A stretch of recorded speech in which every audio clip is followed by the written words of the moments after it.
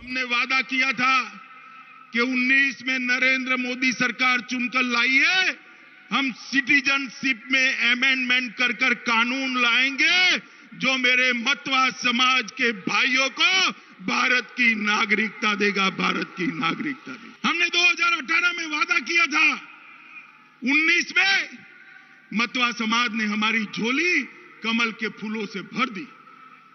मोदी सरकार बनी और हमने तनिक भर भी देर नहीं की।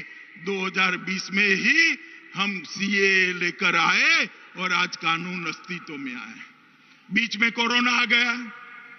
ममता दीदी ने शुरू कर दिया कि झूठा वादा है, कुछ होगा नहीं, देंगे नहीं, और वो देंगे तो हम देने देंगे नहीं, हम उसको रोकेंगे, मेरी जान है तब तक नहीं होगा। ममता दीदी, हम तो वो लोग हैं जो कहते हैं वो करते हैं, जो कहते हैं वो करते हैं। हमने सीए का कानून पारित किया है। मैं आज इस पवित्र भूमि पर वादा कर कर जाता हूं, जैसे ही ये वैक्सीनेशन का काम समाप्त होता है, जैसे ही कोरोना से मुक्ति मिलती है, आप सभी को नागरिकता देने का काम भारतीय जनता पार्टी की सरकार समाप्त करेगी। ये देश की संसद का कानून है, आप कैसे रोकोगे? और वैसे भी अब रोकने की स्थिति में भी नहीं रहोगी, क्योंकि अप्रैल के बाद तो आप मुख्यमंत्री भी नहीं रहने वाली है ममता दीदी। यानी जो लोग अराजकता फैलाने पे उतारू हैं, वो पक्ष अलग है, वो तो हर परिस्थिति में करेगा, तो तब भी करते थे। तो अयोध्या के लिए भी कहते थे परिंदा पर नहीं मार सकता, तो अयोध्या में भव्य राम का मंदिर बन ही रहा है। अब इनके परिंदा पर ने मार सके, उसमें कौन कर सकता है? ये काम तो हो ही रहा है अयोध्या में। कौन सच था, ये सबके सामने है। हम लोग जो बात उस समय कहते थे, 1990 में कहते थे, 1992 में कहते थे, आज भी हम अपनी बात पर अड़िग हैं। हम उससे तनिक भी दरदर नहीं हुए, कभी तनिक भी दरदर नहीं हुए।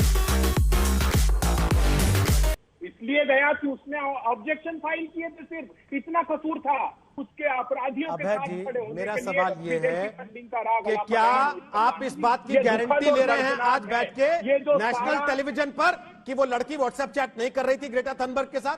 क्या उस लड़की ने उस टूल किट में कोई रोल नहीं निभाया? आप गारंटी ले रहे हैं बैठ के? कांग्रेस पार्टी गारंटी ले रही है? बहुत अच्छी बात की। टूल किट क्या है बताइए ना, क्या है टूल किट आपके लिए? सर, कल आप कह रहे थे कि लड़की केवल 21 साल की है, फिर पता लग गया 22 की है, तो आप उससे हट गए। अब आप इस बात पे आ गए कि टूल किट क्या है। सर, उस टूल किट में मोदी सरकार का विरोध नहीं हो रहा, उस टूल किट में इस देश की चीजों का विरोध हो रहा था। अगर आपने ध्यान से पढ़ा हो, आपको पता हो कि किन किन चीजों के खिलाफ बातें हो रही थी उसमें। 10 सेकंड दीजिए।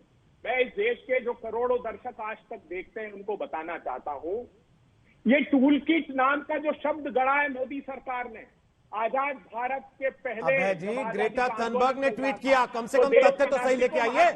ग्रेटा थनबर्ग ने गढ़ा वो शब्द जिसने लिखा कि ये टूल किट में आप लोगों के रेफरेंस के लिए ट्वीट कर रही हूं।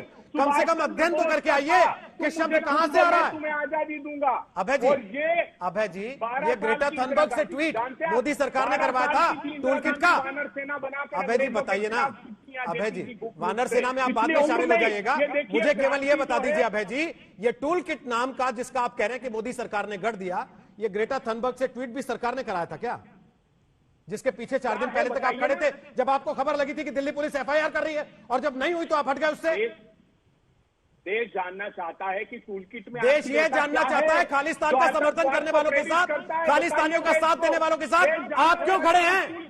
देश ये भी जानना चाहता है। अभय जी, ये सवाल सारे पूछे जा रहे हैं पहले दिन से, लेकिन आज आपसे पूछा जा रहा है कि आप ये बताइए, खालिस्तान का आंदोलन चलाने वालों के साथ आप क्यों खड़े हैं? खत्म। देश में एक बहुत बड़ा वर्ग है, ये वर्ग, उनकी एक पहचान है टॉकिंग द राइट थिंग्स, यानी हमेशा सही बात बोलना। सही बात कहने में कोई बुराई भी नहीं है, लेकिन इस वर्ग के ऐसे लोगों से नफरत चीड़ है जो डूइंग द राइट थिंग्स पर चलते हैं। ये फर्क समझने जैसा है। टॉकिंग द राइट थिंग्स इसकी वकालत करने वाले जब डूइंग द राइट थिंग की बात आती है तो उसी के सामने खड़े हो जाते हैं। ये चीजों को सिर्फ बोलने में विश्वास करते हैं, अच्छा करने में उनका भरोसा ही नहीं है। जो लोग इलेक्टोरल रिफॉर्म की बात करते हैं, वन नेशन वन इलेक्शन, उसकी जब बात आती है तो विरोध में खड़े हो जाते हैं। यही लोग जब जेंडर जस्टिस की बात आती है तो बढ़ चढ़ करके बोलते हैं, लेकिन अगर ट्रिपल तलाक खत्म करने की बात करते हैं तो विरोध में खड़े हो जाते हैं। ये एनवायरमेंट की बात करते हैं, लेकिन हाइड्रो पावर या न्यूक्लियर पावर उसके सामने जाकर के झंडे लेकर के खड़े हो जाते। होना नहीं चाहिए, इसके लिए आंदोलन चलाते हैं। तमिलनाडु तो उसका भुक्तभोगी है। उसी प्रकार से जो दिल्ली में पॉल्यूशन को लेकर के कोर्ट में जाकर के रीट करते हैं, अपील करते हैं, पीआई करते हैं, दिल्ली के लोग, वही लोग पराली जलाने वालों के समर्थन में जाके खड़े हो जाते। तब समझ नहीं आता है कि किस प्रकार से इस देश को गुमराह करने का इन लोगों का प्रयास है, और उसको देश ने समझने की जरूरत है।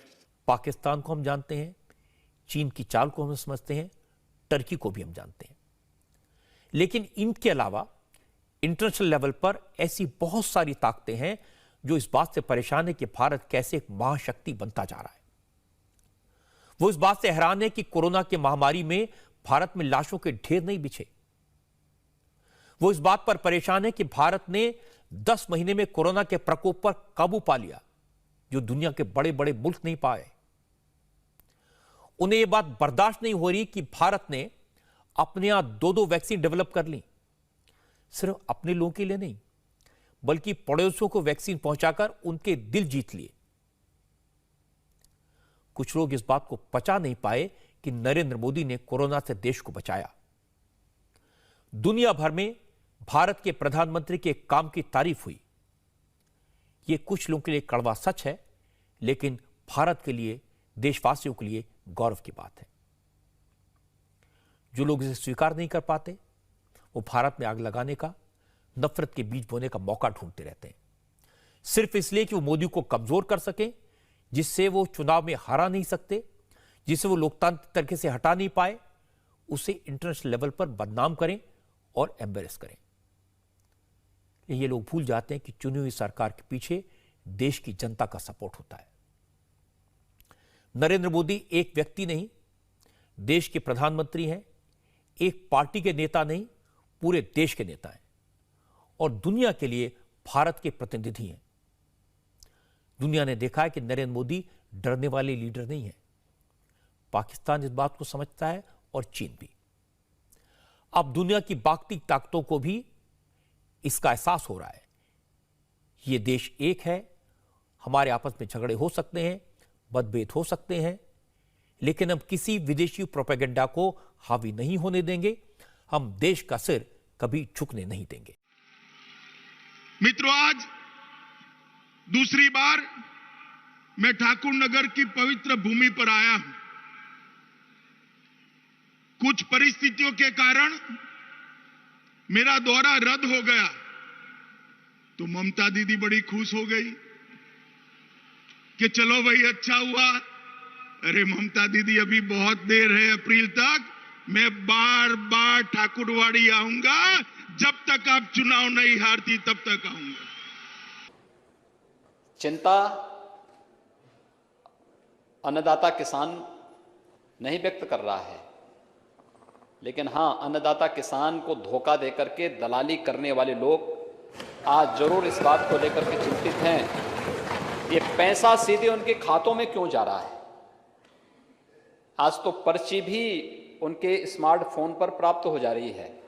तो ये जो दोषी दलाली का जरिया था वो भी समाप्त हुआ, इसलिए उनकी चिंता ज्यादा उसमें दिखती है। इसके पीछे सद्भावना नहीं, दुर्भावना ज्यादा है। और इसलिए महोदय, दुर्भावना वाली बात को, क्योंकि सच स्वीकार करने की हिम्मत नहीं, इसलिए भाग खड़े हुए। ये भाग खड़े हुए कौन वे लोग हैं जो इस आंदोलन की आड़ में आकर के भारत की छवि को देश के अंदर भी और दुनिया के अंदर भी खराब करने का प्रयास कर रहे हैं। क्या ये साजिश नहीं? जब भारत दुनिया के अंदर अपनी एक धमक के साथ आगे बढ़ रहा है,